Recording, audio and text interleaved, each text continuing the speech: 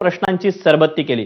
प्रवीण गायकवाडांचा जीव घेण्याचा प्रयत्न झाल्याचा आरोप करत त्यांनी पोलीस बंदोबस्त का नव्हता असा सवाल विचारला। त्यावर आरोपींना तात्काळ अटक झाली असून त्यांच्यावर योग्य ती कारवाई केली जाईल असं आश्वासन मुख्यमंत्री देवेंद्र फडणवीस यांनी दिलं। या प्रकरणामध्ये हे जे काही दोषी आहेत त्या सर्वांवर कडक कारवाई झाली पाहिजे। अटक केली पण त्यांचा उद्देश त्यांना मारून टाकण्याचा होता, खून करण्याचा होता।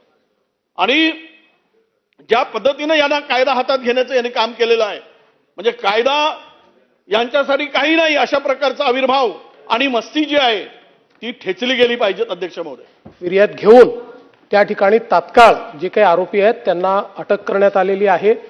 अद्यापही आरोपी पोलिसांच्याच ताब्यामध्ये आहे, कुठलेही त्यांना त्या ठिकाणी सोडण्यात आलेलं नाही। यामध्ये जी काही घटना घडलेली आहे त्यानुरूप जी काही शिक्षा करावी लागते किंवा त्या संदर्भात जे काही कलम लावावे लागतात ते कलम लावून या संदर्भात योग्य ती कारवाई केली जाईल।